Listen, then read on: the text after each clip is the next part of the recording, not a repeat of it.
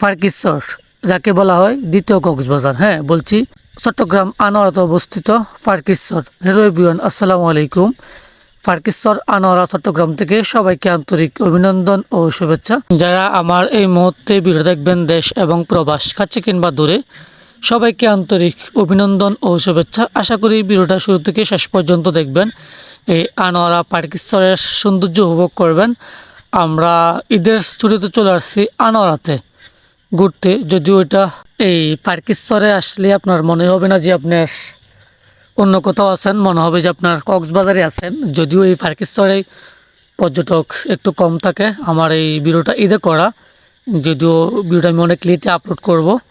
তো আমরা ঈদে ছুটিতে ঘুরতে গেছি হলো ফারকিসরে একদিনের বাজেটে, বা একদিনে যাদের হাতে টাইম কম বা কম বাজেটে ঘোরার জন্য চাইতেছেন। বিশেষ করে এই চট্টগ্রামের ভিতরে অনেক জায়গা আছে এই ঘোরার জন্য, তার মধ্যে এই ফারকিসরটা অন্যতম।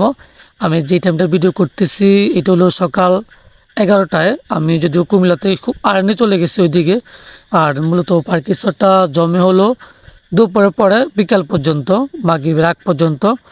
আমিও এই পরের ভিডিওতে হতে দেখবেন যে বিকেলের যে পরিবেশটা অনেক অসম্ভব সুন্দর, ওইটাও দেখানোর চেষ্টা করবো আশা করি অন্য ভিডিওতে। এই ফারকিসর মাত্র পর্যটক আসা শুরু। আর এখানে যারা বিশেষ করে আমি দেখছি যারা একদিনের ট্যুরে পরিচিত অনেকেই পাইছি কুমিল্লা থেকে, তারা গেছে যদিও ক্যামেরা বন্দি। তবে দুঃখের বিষয় বলতে হয়, এই ফারকিসর আইসা এই গেমটা প্রচুর পরিমাণ আমি দেখছি। যদিও এই ফারকিসর আমার 3-4 বার আসা হয়েছে, তবে এই গেমটা দেখে একদম ভালো লাগে না যে ওনারা পর্যটকের সাথে একটু মার্কেটিং করে। তবে যারা আসবেন পর্যটক হিসেবে অবশ্যই ফারকিসরে এই গেমটা খেলবেন না, এটা কখনো আপনার পাওয়ার আশা করবেন না, ওনারা দিবেন আপনাকে। আমি যেহেতু ফারকিসর খুব সকালে এসে পড়ছি, এখন চলতেছে বাটা ছিল, আস্তে আস্তে জোয়ারে পানিটা বাড়তেছে। তো পর্যটক সকালবেলা এমনিতেই কম থাকে, যেহেতু এটা আনোয়ারা একটা শহরের মাঝখানে বা শহরের সাইডে।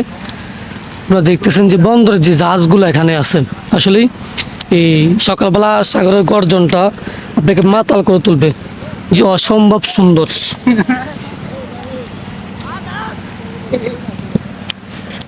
সবাই ফ্যামিলি নিয়ে আজকে এখানে আসছে, যদিও আমরা ব্যাচেলার। সো যারা দেখতেছি খুব আনন্দের সাথে ফ্যামিলি নিয়ে ঈদ কাটাইতেছে। আসলে এই জিনিসটা ফ্যামিলি বন্ডিং বলেন, সব কিছু বলেন, আপনার মন মানসিকতা সব কিছুই ভালো করে। বেশি করে ঘুরবেন, বেশি করে সফর করবেন, মনটা ভালো রাখবেন, দেশ বিদেশ ঘুরবেন। যারা বিদেশে পারেন অবশ্যই দেশে ঘুরবেন। জি কিছু বাইরে আছে এখানে। জি ভাই, তোমরা কি বানাইতেছ?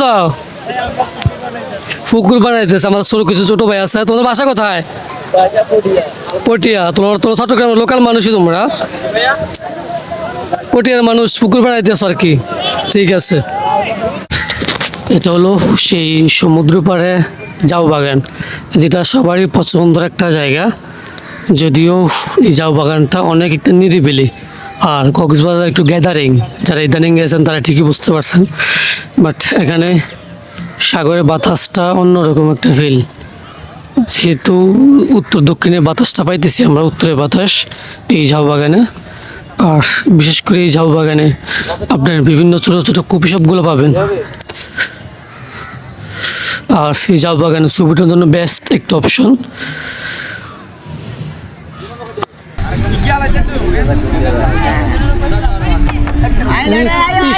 এই মুহূর্তে যে ভিউটা দেখতেছেন এটা ঠিক 12:30টার একটা ভিউ।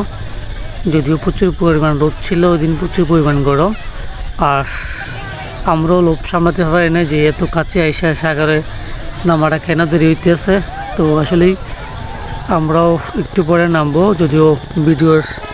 যদিও আমরা ওই টাইমটা ভিডিও করে অবশ্যই দেখানোর চেষ্টা করব। আর এখানে দেখতেছেন সবাই প্রিয়জনকে নিয়ে আনন্দ উপভোগ করতেছে। আসলেই এই সফর, ফ্যামিলি সফর, বিশেষ করে এই বিকেলের মুহূর্তটা প্রচুর পরিমাণ পর্যটক থাকে।